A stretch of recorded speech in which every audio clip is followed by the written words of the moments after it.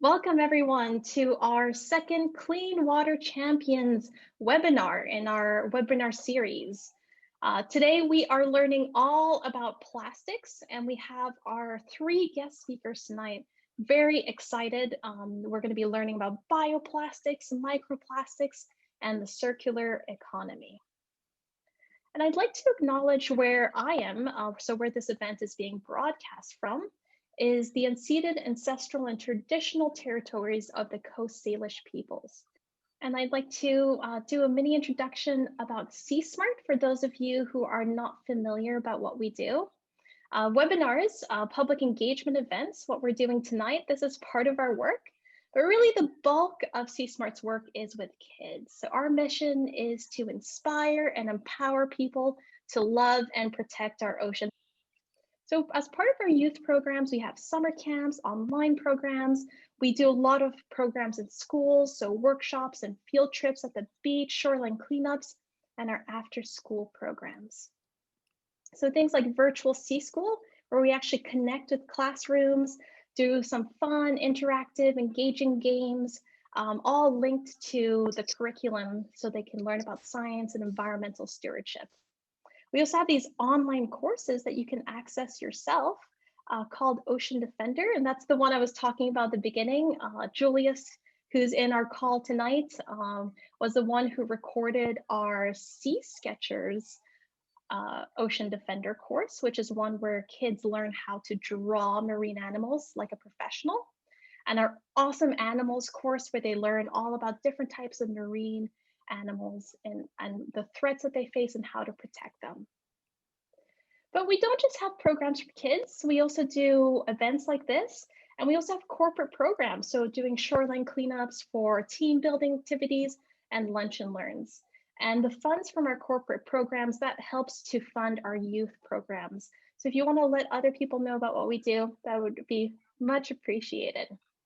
One thing that we've got going on right now is an Explore the Shore challenge. So what we're here to learn about today is all about plastics with a focus on bioplastics, microplastics, and the circular economy.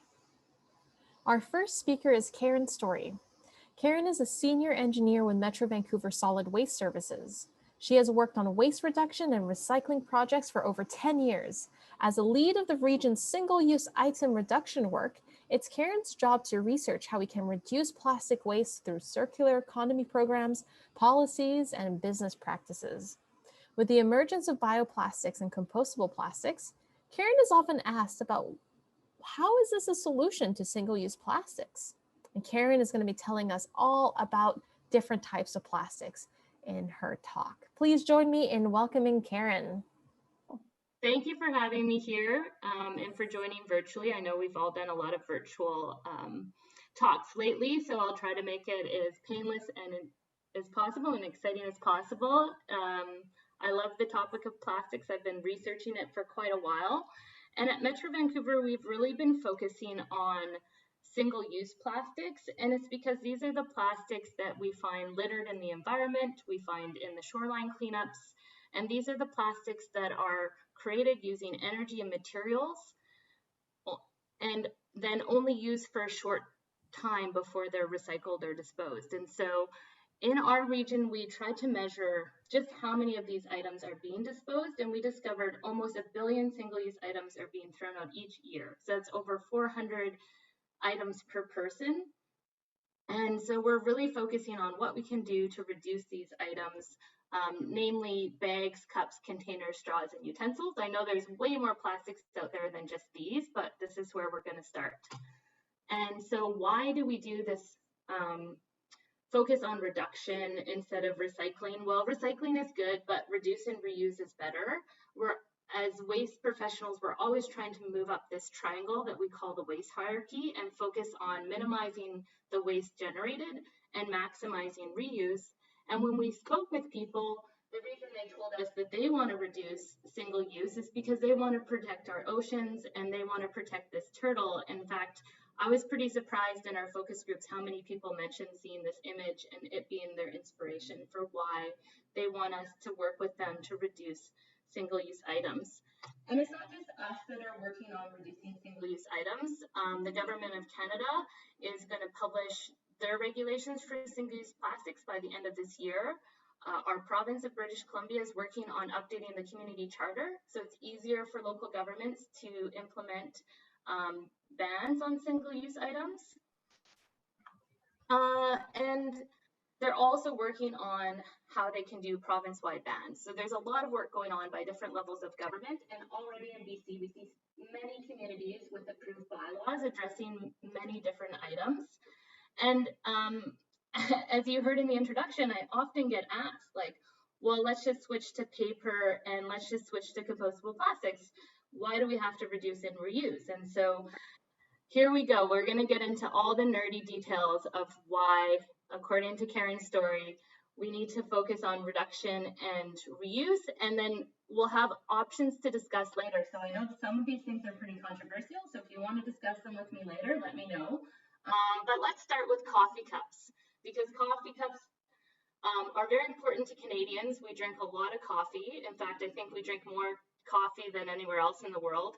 And when we looked at the cups disposed in our region, there's 262 million cups disposed each year, and half of them are what everyone else calls coffee cups and what I call plastic-lined paper hot cups.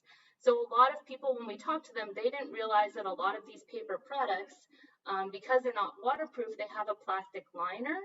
And so they can be recycled, and we're lucky in BC that they're accepted in the Blue Box program, but they can also be difficult to recycle. De-inking them and recycling them only happens, as far as I know, in 2 facilities in the world, in South Korea and Mexico. And so while, yes, you should always recycle your plastic-lined hot paper cups when you receive them, it's much better to bring your own cup. The other challenge we see with bioproducts are these things called PFAS. And so this study shows that because the paper is not waterproof, one of the strategies packaging companies uses is to put a grease barrier on them. And these grease barriers are the same chemical that they use to waterproof your jacket, the same chemical they use to make that floss that you use glide through your teeth, and the same chemical they use to put in some of your pens. And the challenge with these PFAS is that they're persistent synthetic chemicals, and they can be associated with all kinds of different health challenges, such as cancer, developmental toxicity, immunotoxicity, and others, according to the study, which is referenced below so that you can see where I'm getting my data from. Okay, so that's my little warning about the challenge with fibers. Not all fibers have plastic coatings or grease barriers on them, but we have to be aware that some do, and we need to ask these kind of questions when we're looking at fiber-based products. The other area people ask me about is bioplastics. And so in order to explain bioplastics, I'd like to start with this slide. So when it comes to plastics, it's very interesting because on this side, we see that conventional plastics that go in the blue bin can be made of plants, so bio-based. This green is stuff that's made of plants, or it can be made of oil. So you can get the exact same plastic, PET, that's made of oil or made of plants. It's the same chemical makeup, it's recycled the same way. The other side of things over here are the plastics that are designed to be composted. And you can see they can also be made out of oil, or they can be made out of plants. So just because something's labeled a compostable plastic doesn't mean that it's made out of a plant. It just means that it's designed to be composted. And very specifically, what it means is that these plastics are tested in a lab using international test methods. And what it specifically means is they're designed to biodegrade, which means greater than 90% of them are converted into organic carbon after 180 days. They're designed for disintegration, which means that less than 10% of them is left on a 2mm sieve after 84 days. And they're also, when you compost things, if they're labeled certified compostable plastic, that means that they have minimal impact to plant growth and don't have any heavy metals. we're going to talk about the labs versus the real world. So this is where I'd like to talk to you about baking cookies. So in the real world, facilities only process materials for 30 to 50 days, but the lab test is for 180 days. So that's kind of the equivalent of normally we want our cookies to cook in like 10 minutes because that's convenient. But in the lab, it takes a lot longer. And so that's not really practical for a lot of our facilities. A lot of them, to make business sense of processing materials, they need these things to move through their facilities much faster. The other difference between the lab and the facility is in the lab, they control the temperature to be 58 degrees. So that oven's on right away and it's to the right temperature. But in the field, it takes a while for the piles of compost to come up to the right temperature. So it's kind of like putting your cookies in and then turning on the oven. So it takes a lot longer to get up to the temperatures required to process the compostable plastics. And so not only do you have shorter time, but you also have shorter time at the correct temperature needed. In the lab, you have a controlled feedstock, and so they decide, okay, we're going to put X amount of this type of material and X amount of that type of material in and test the compostable plastics. In the field, the facilities are dealing with, okay, here's the food scraps from one business and here's the yard waste from another place, and they have to try to figure out how to make the process work, because it is like baking. You do need the right kind of mix of the right things, and so it's less controlled and there's more variation in the field. The other thing about the lab test is the surface area is a big deal when it comes to how fast these things break down. So just think about cookies. If you have one cookie on the tray, it's fine, it will cook normally. But if somebody messes around with your cookie tray and stacks all the cookies up and puts them in the oven all stacked up, then they won't break down. And in the field, you know, we've seen people stack cups up and do all different things that make the material thicker, and so it takes longer to process. So all this to say, just because something is certified compostable does not mean that it will work out well when it ends up in the facilities. And I'm not going to go through this in a lot of detail, but you can just see there's a lot of different plastic types, and they take a lot of different times in the industrial facilities, and even within the different materials types, different PLAs take different amount of times to process. So imagine trying to bake a tray of cookies with 7 different types of cookies on them and trying not to burn any and trying to make sure they're all cooked perfectly. Like, it's very difficult to manage this material coming in when it's all different types of plastics. And so according to this study, which is referenced at the bottom, most of these compostable plastics on the market are pretty good in industrial facilities, although that's according to the lab test, not according to all those challenges that we just talked about. But in other places where they don't have the right temperatures, the right microbes, and all those different things they need to break down, they may or may not break down. And so in the marine environment, they could have the same impact as a conventional plastic. So this is how we explain to people kind of more simply the challenges of compostable plastics. We say, if you can't figure out which ones are biodegradable, neither can we and neither can the facilities. And so what they end up doing is when all this mess of material comes to them, they screen it out and send it to disposal, because they don't know which ones are actually compostable plastic and which ones aren't. So there's all kinds of challenges with the compostable plastics going into the green bins. And that's why at Metro Vancouver we say keep all the plastics out of the green bins, even those labeled compostable and biodegradable. And that's why we always say reuse is better. So this is my actual reusable cup at my coffee shop down the road. And we do contactless pour every morning quite successfully. And through that, I think I've reduced at least, I don't know, 400 plus coffee cups now. So these are the kind of things that are effective and aren't confusing in terms of the materials and in terms of what works and what doesn't.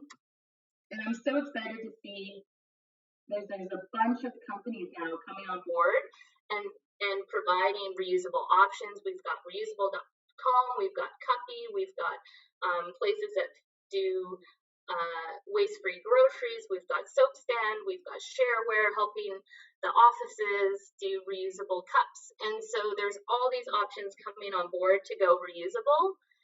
And we're about to launch our newest campaign, our newest education campaign called Super Habits. And we want to really celebrate all the wonderful things that people are doing to reduce their single-use items, including those that are compostable, by bringing their own bag, by refusing straws if they don't need them for accessibility reasons, by bringing their own utensils, by taking their takeaway material away, their takeaway food away in their own container, and by trying to convince their coffee shop to do the contactless pour, which is safe, but not all cafes will do it quite yet. This is launching on May 31st, so this Monday, and once it launches, you can go to superhabits.ca and celebrate, and we'd like to reward you for having these super habits by presenting you with a little certificate which you can share with your friends. And with that teaser about our launch happening May 31st, I'd just like to say, what's your super habit? I hope you have some, because it's our small daily routines that save our oceans. Thank you. Beautiful. Thank you so much, Karen, for sharing all of that with us. It's so interesting to learn about bioplastics and compostable plastics. I know that we're not supposed to put them in the compost, but to understand why. And, I was thinking that there's that huge disconnect in actually what happens in terms of them being able to label it that way and what actually happens in practice in the compost. And your analogy about the cookies, about piling them up, that makes a lot of sense to me. They won't bake properly if they're all put together, and that's what happens in practice. And then with the temperature there too. Yeah, many challenges with them, but I mean, some people are still advocates for them. I just think there's a lot of challenges to sort out before we kind of move forward with anything like that. Our next guest speaker is Macarena Cataldo-Hernandez, who is the founder and CEO of Viridis Research, and is an internationally recognized water treatment engineer with a PhD in electrochemical water treatment. So her mission with Viridis Research is to develop clean water technologies, and her company has created a new way to capture microplastics before they actually reach our waterways. Exciting. So Macarena is going to be teaching us about microplastics and innovations to address microplastics pollution. So please join me in welcoming Macarena. Okay, perfect. So hi, everyone. Good evening. I'm Macarena Cataldo from Viridis Research, and we started this company because we love the ocean and water, and we wanted to create technologies to have an ocean and water sources free of plastic contamination and actually any kind of pollutant. So probably it's microplastic is an emerging contaminant, and during the last time, you can find different news and studies about microplastic contamination. So microplastic contamination, you can find it in skies, you can find it in the Arctic, and you can even find it in placentas on unborn babies. So basically, microplastics are everywhere. And we can classify microplastic pollution from the source of the microplastic. Where is the microplastic coming from? So we can find manufactured microplastic, and we can find these microbits that in general are banned right now, but they used to be in their toothpaste and cosmetics. And we can find emitted by products microplastics. And this one of the most common microplastic coming from these in this group are the microfibers coming from our clothing. So let's see some data. These are studies that European Commission have been carrying out to take a decision about microplastic emitted by bad products. So we can find that one of the main contributors to the microplastic contamination are the automobile tires, pre-production plastics, and the washing of synthetic clothing. And we can find them in soil, waste management, agricultural land, and waterways. But if we look what is going on the surface of water, we found that the third main contaminant is washing of clothing, with around 20,000 tons of microplastic being released to surface water. So we have a huge problem related with washing our clothes and generating microfiber and microfiber pollution. So in a study that was carried out by Oceanwise, we can see that around 120 grams grams of microfiber are micrograms of microfibers are released to the ocean for washing every year, and then 85 of them are ending in our water treatment plants. So of this water, just 95% of them are treated in the water treatment plant, and the other 5% is released to the oceans and generating a 3.5 quadrillions microplastic to the ocean. So how we can reduce microfiber pollution? So we can reduce microfiber pollution by changing our habits. So don't washing, if we don't wash as often as we used to wash our clothes, we can prevent the release. But from my perspective, that is not a very good option, at least for me. Then selecting how we are going to wash our clothes. That can be very good for decreasing the amount of microfiber release. For instance, using low temperature instead of hot water. The other solution that we find right now, it's reducing the amount of fast fashion that we consume. So don't get in any new jacket every day or every week, and be more sustainable from that perspective.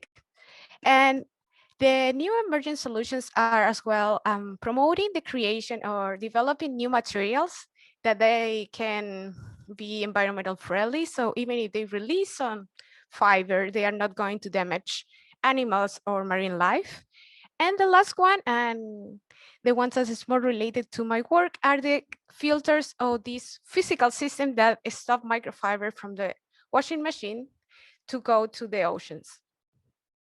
So here we find the coral ball, and maybe you're familiar with them. This is a kind of plastic ball that can trap some microfiber. But honestly, this ball doesn't work very well. So mainly capture hair and long microfiber. So it doesn't remove the microplastic that is less than 5 millimeters.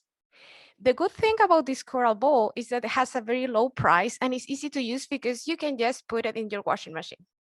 The cons, as I was mentioning before, is that the removal of microplastic is very low. Then we have Googly Friend laundry bag. The Googly Friend laundry bag was designed for Patagonia.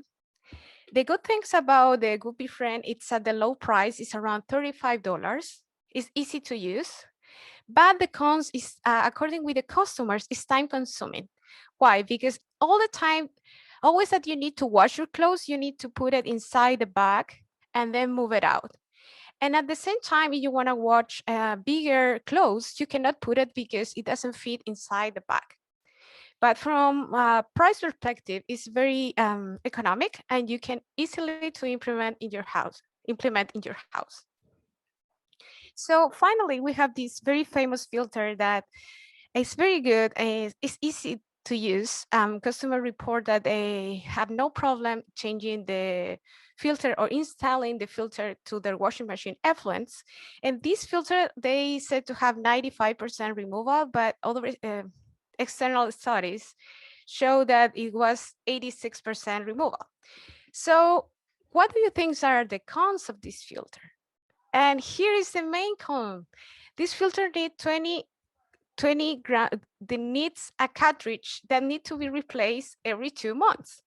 Every of these cartridge consumes around 20 grams of plastics. So basically, you are preventing 0.1 grams of microplastic to go to the ocean from your washing machine every year by generating 120 grams of plastic to the landfill. So if you think, like, if you look the mathematics here, we are reducing 0.1 grams of microplastic by disposing 120 grams of plastic to the landfill.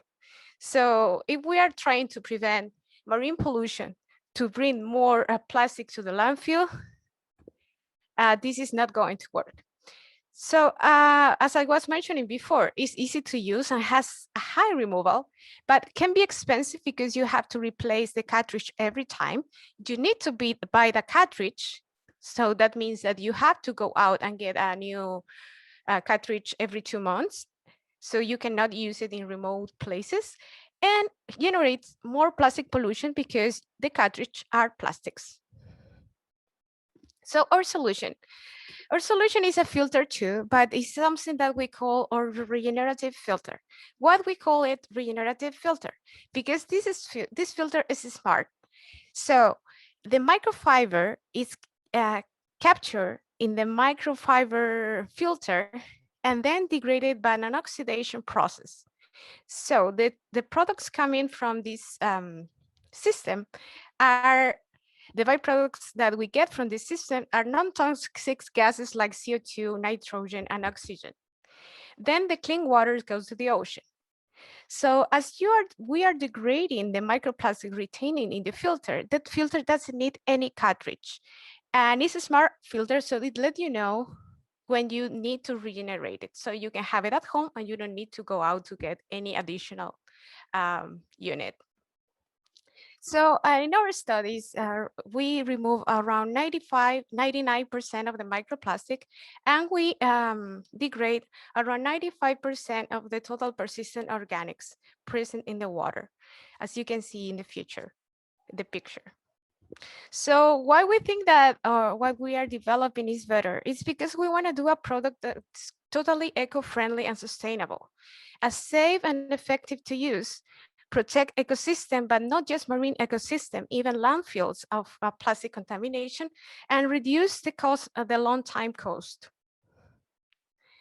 So if you're curious about our technology is based on a system that were used in the NASA and the space, and that is why it can be minimized and used on washing machines. And in order to develop this product, we have a team that is very committed to protect our environment, and we have amazing advisors too. And just in case that you are interested, we are looking for a chemical engineer, a chemist, and market analyst. So why we care about this and why we are doing this? Because it's important for us to protect our water system because of the marine life, because we want to contribute to sustainable cities. We want to create responsible consumption and production, and in that way, guarantee clean water and sanitation for everyone. So thanks for listening, and please contact me and contact us if you want to know more about what we are doing, or if you want to just talk about microfibers. Thanks, Maca. That was really wonderful to hear about Viridis Research and what you're doing. I had no idea about the filters that are currently in use, and yeah, sometimes the solutions we come up with, it sounds really great, sounds like an easy fix, but when we start looking deeper into it, we realize that we are creating sometimes another problem or more of a problem, or not actually solving what we were trying to do. So maybe removing the microplastics, but still contributing to plastic pollution overall. So that was really insightful. So please join me in thanking Macarena for her presentation today.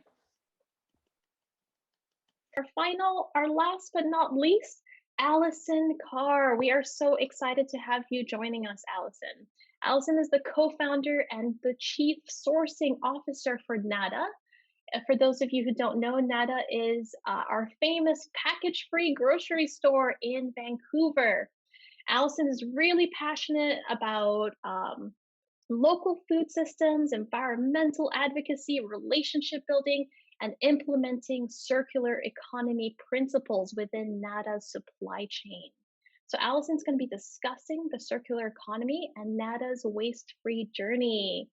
Join me in welcoming Allison. Thank you so much, Allison, for joining us. Here we go. Wow, famous. I didn't know we were famous. That's cool. Maybe just to me. Amazing. Well, yeah, super thankful to be here. Thanks for C-Smart for organizing this and for all of you for participating. It's really nice to see some new faces on the screen. Very used to seeing my team all the time. So this is a treat. So yeah, as Paloma mentioned, we're a package-free grocery store in East Vancouver in British Columbia, Canada, for those of you who are not tuning in locally. And we're on a mission to connect people to just food. We champion a community food system by linking buyers to suppliers and offering healthy unpackaged products in upcycled containers. And our vision is healthy people equals healthy planet, where people link their food choices to the health of themselves and the environment. We're a certified B Corporation and 1% for the Planet member. And because of this, we're committed to both environmentally and socially responsible business practices. And today I'm just sort of going to touch on some of the things that we do at NADA that have to do with sort of all things circular economy that are baked into our business model. So I'm just going to hide all the participants here so I can see this. So this is the Allison Carr Foundation definition of the circular economy. It's based on the principles of designing out waste and pollution, keeping products and materials in use, and regenerating natural systems. So, here we go. My circular story starts with my family. So this is, some screenshots over this past year with my, dad and granddad, my mom, and my Nona. Please don't tell any of them that I included these screenshots because I don't think they would be very stoked. But essentially, I share this just because, myself and my business partner, we started this up back in 2016. And, because we're founders of a business, obviously we're going to have some values that are rooted personally within our organization. And so for me, my story sort of begins with these lovely folks, all my family members. And essentially, circular economy is nothing new. It's similar to the package-free movement, right? It's just sort of like this pretty package language thing that we use to understand something that really is practiced in a lot of communities around the world still, and it's often out of necessity. Waste is a new idea, and a lot of people, like my parents and my grandparents, were born into poverty and just waste was just not an option, and circularity was just something that was practiced. So I really kind of want to bring this back down to a human level and kind of understand it from that perspective, because that's been really helpful for me. So I carried on this value myself, and my business partner has a pretty similar story in terms of her grandparents and parents too.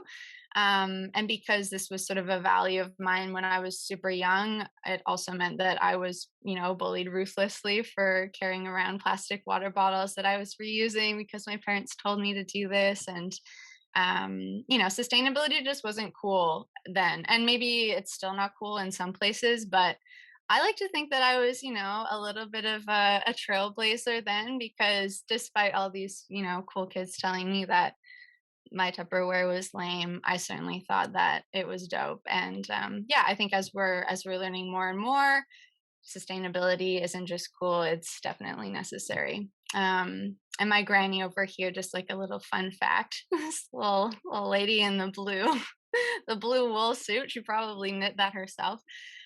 She actually opened probably one of the first organic and bulk food stores in Shawnigan Lake, British Columbia, back in God knows when. So my circular story starts with these lovely people in my family. So we're going to start with sort of one of the first tenets of the circular economy from the last slide, which is designing out waste and plastic pollution. So This is a photo of our store as it used to be pre-COVID. We used to allow people to bring in their own containers. We developed this technology to allow our customers to tear their containers and essentially like tag it with a sticker that encoded the weight of each container. So you could just come in, you could fill up your containers and check out with all of your containers in tow. And this was really great. It allowed people to, bring in their own containers and not purchase anything in like a packaged format. We also used to have a bring your own container, like waste-free cafe too. It was the only one in the city at the time that had, no waste in terms of like the contents that was used to carry out their items, whether it be snacks or lunch or a smoothie or coffee or whatever. So that was really lovely. And then through our cafe side of things, we also had like a, breakfast, lunch kind of meal menu that allowed us to really think about the waste that we were creating within our store.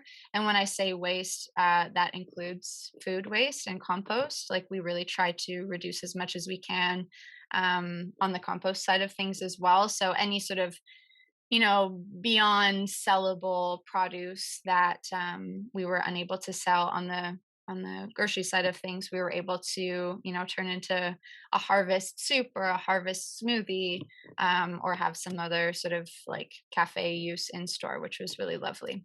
But yeah, now we're online thanks to COVID. You've probably heard of COVID. So now what we're doing is we're an online grocery store. And this is pretty cool because, at the beginning we were offering paper bags and deposit jars and upcycled containers. And upcycled containers is always something that we've been able to do. We've always, collected them from our community, essentially people bringing in contents of their recycling bin, yogurt containers, hummus containers, pasta sauce jars, etc. We sanitize them, dry them, and then put them out for use.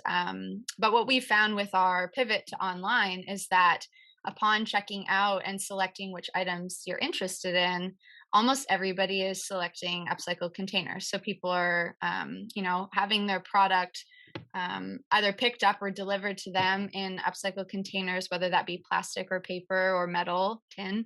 But yeah, I just thought it's just been like a really cool point that we love to pass on, because it sort of just shows you how little, at least for our customer base, our customers care about the aesthetic of their product coming in a container. And we try and make it look decently nice, but sometimes it's a old almond butter jar with the label sort of scuffing off or whatever, and people seem happy with that. So it's kind of exciting.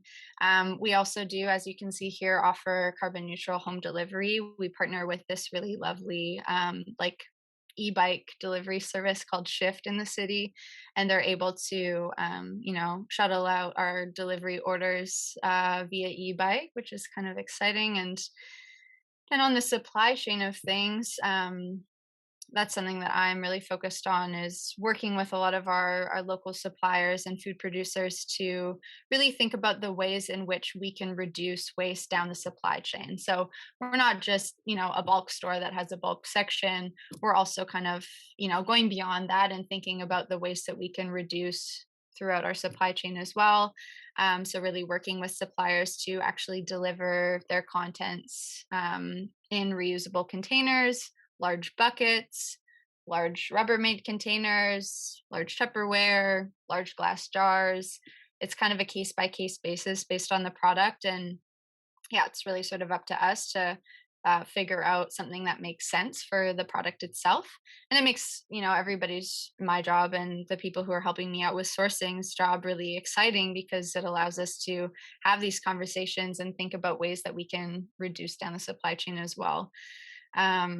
And something that I really am excited about as we grow and, get a little bit more famous, I love it, is approaching larger and larger brands and making people think differently about ways that they can, provide our store with product in maybe a different format that they would have otherwise offered a distribution company or even another package-free store. So that's something that we're pretty stoked on as well. The supply chain stuff is really exciting. This is our store when we were building it. I know some of you who are on this call were probably, I know Elaine is here, probably just, had their big sledgehammers and protective equipment and were helping us design our space. Essentially, we're really trying to, and I mean, keeping in mind, we weren't really doing this with like circular economy in mind. This is just sort of like the way that we knew we had to do things being a package-free store.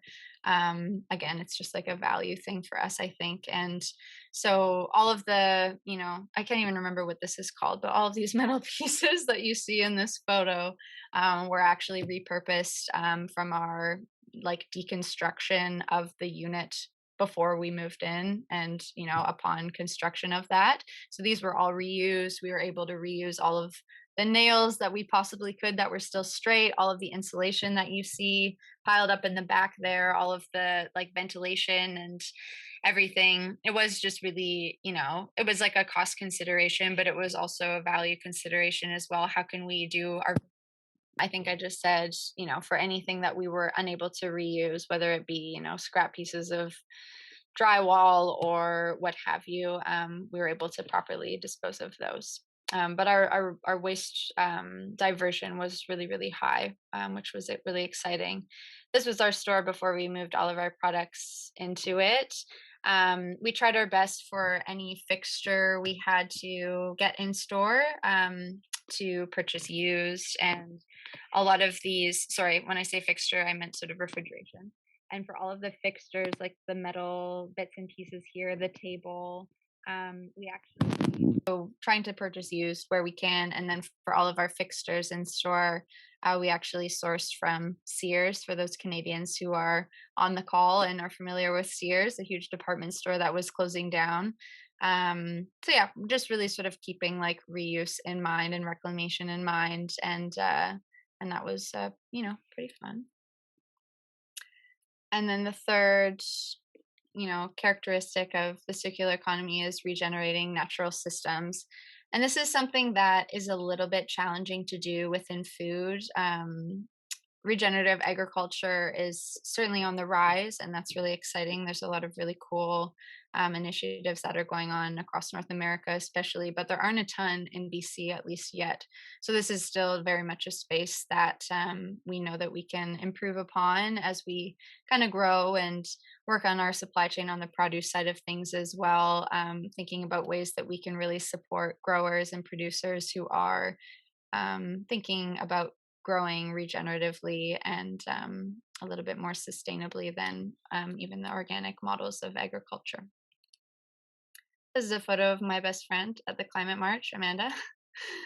Just a sweet little quote that I'll close out. I think just, my intention here is to share a little bit about the things that we did upon our store, our build out, the entire journey of everything, in hopes that, we can think about the ways in which maybe we can inspire our other local grocery stores close by to, even, develop a bulk section or purchase things in larger formats, whatever is available to you in your communities. Package-free grocery stores are on the rise, which is really cool. We're seeing more and more, certainly in like the 5 years that we've been in operation, a ton more reaching out to us and talking about opening in their communities. And there used to be a directory. I don't know if it's still operational, but there is this website called Bepakt, BEPAKT .com or .ca, and that listed all of the package-free grocery stores across the world, which is really nice. I don't know if it's still active, but yeah, we're seeing this more and more, and really hope that that can be a little bit more of a solution. I know that we're seeing a lot more larger producers thinking a little bit differently with packaging, whether it be Loop or any other initiatives that are sort of a little bit more larger and global. But that's a little bit of what we're trying to tackle up in Vancouver. Thanks so much. Thank you, Allison. That was really wonderful to hear about your story and about Nada's story. That I find that so inspirational to hear about what you've done in that space, and how mindfully you've done it too. I had no idea that when you were building the store that all the reusing that you've done, and how it wasn't just like, hey, let's build this store. It's, hey, let's think about everything from start to finish, from the whole cycle, of in what ways can we be reducing our negative impact, in what ways can we be reusing things, what ways can we be reducing our carbon footprint. With the delivery with COVID, I know it took you a little bit of a while to figure out how you're going to do that. So the fact that they're now on e-bikes, so wonderful to hear. I know it's probably a lot more expensive, I would assume, but making those choices and saying this is what we believe in. I also love how you brought in your grandparents at the beginning, and it's like the circular story. It's almost, in some ways we need to go back to the ways of how we were doing things in the past, that I didn't grow up with mending, making do with less, with, thinking about quality. I saw someone in the chat earlier talking about, purchasing quality items, taking care of them, and yeah, learning from our elders and teaching our kids those ways too. As I would like you all to think of ways that you can take action from what you have learned tonight. So really simply, this might not be as exciting for all of you, but really the first step is doing a waste audit at home. So over a week, to look up online how to do a waste audit. I'll also send a link in the follow-up afterwards. But this is just tracking all of the things that you are using, that you are disposing of. Even if you are recycling them, we know that a lot of plastics don't actually get recycled. So knowing how can we instead refuse these items? And then pick one product each time, something that you have the ability to change and eliminate from your home. One product now, another one later, and keep piling them on, little at a time, to make that achievable. I hope you're going to take what you learned, some snippets of what you learned tonight, to go and tell others, educate others. Lots of people know about not using straws, having your reusable coffee cup, but microplastics are not things that we tend to think about as much. And a lot of people are putting their bioplastics in the compost. If you really want to take action on a higher level, talk to some of your local businesses. We were talking about the coffee shops, asking them like, hey, I'd like to bring my reusable coffee cup. How can we make this happen? Or you can write to a company about your concerns about their use of all the plastics, about their use of bioplastics as a solution, or the way they're advertising it as a solution. And then Karen, I think we couldn't find the link to the super habits. Can you type in the chat if that is available now, or is that something that's going to be launched soon? Yeah, so everyone here tonight got the sneak peek, and it doesn't launch until Monday, May 31st. So put a reminder in your phone or whatever you use to remind yourself on Monday to go to superhabits.ca.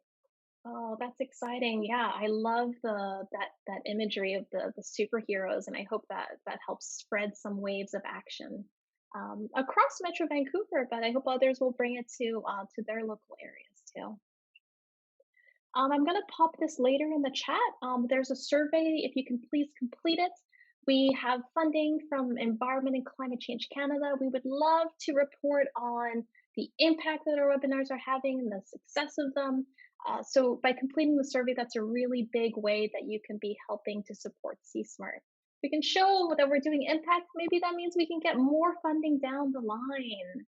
And if you'd also like to support us, you can attend our next webinar. We have our Sadie Karen, who's in this call right now, Sadie, and Dave Scott, who will be joining us for our Caring for Our Waterways webinar, where we'll be learning about citizen science and stream restoration. So really actions that we can take with our local waterways to help protect them.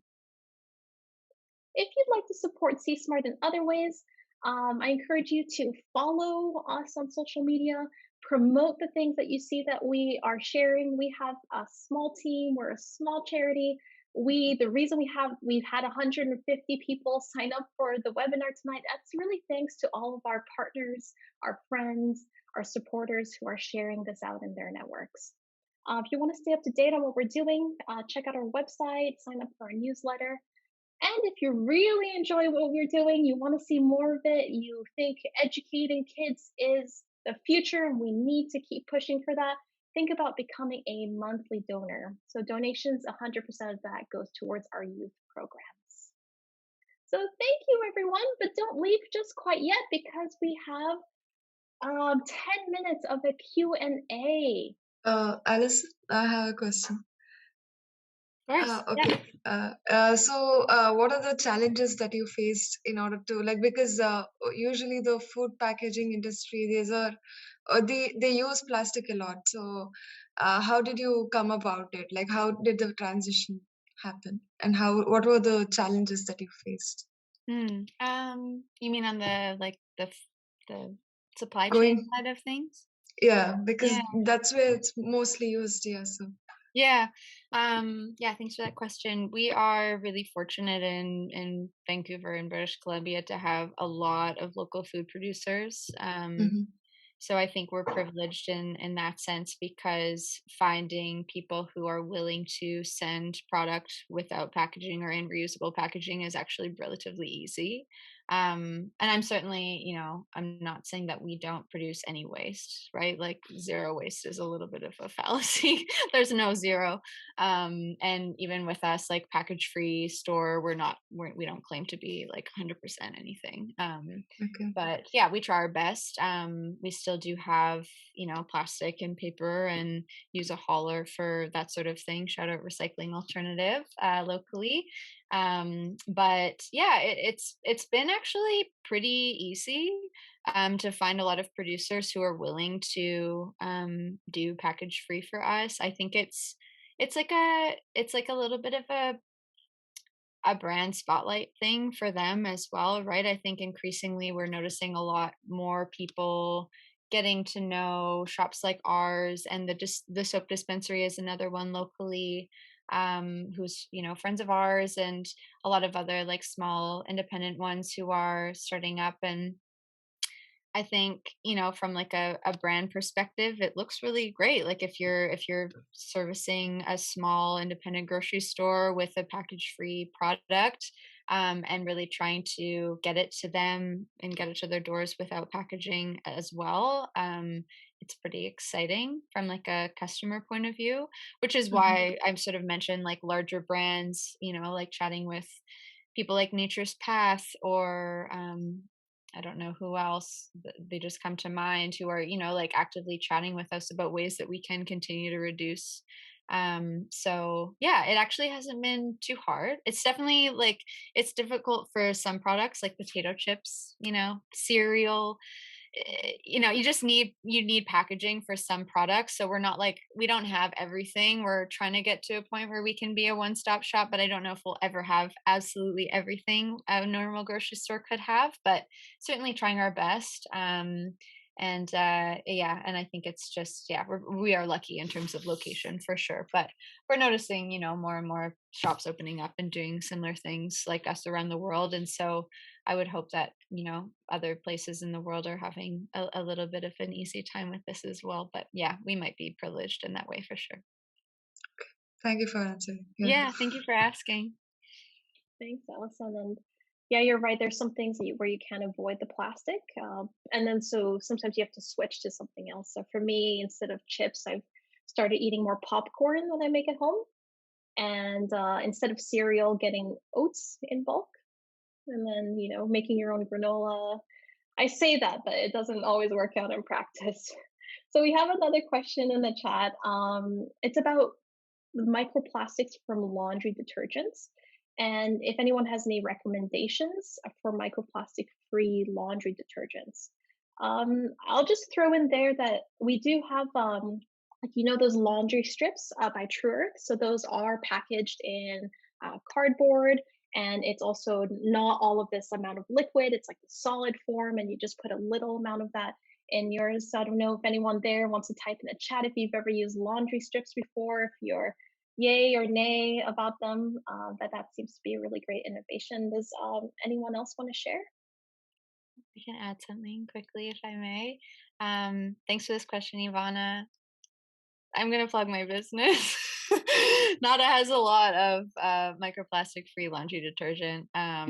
We source from this really awesome company out in Port Moody called Live for Tomorrow. They have liquid laundry detergent. It's also concentrated, so you can get a really small amount and it goes a long way, which is really dope. We also have Nelly's. They are a detergent company, like a solid detergent. And they're in North Vancouver. And we also do have laundry strips. We don't have True Earth, but we have this really awesome woman-owned company called Good Juju. We just started sourcing from them. They're so cool, and I'm so excited about them. So yeah, we do have a couple options. I would think that most like natural soaps would be microplastic free. Maybe Maka, you could talk a little bit more about that because I'm not 100%, but yeah, that would be my assumption. Yeah, I think that there is still some plastics in some detergents, like for instance, the ones that are kind of little bags that we don't know how dissolve in water.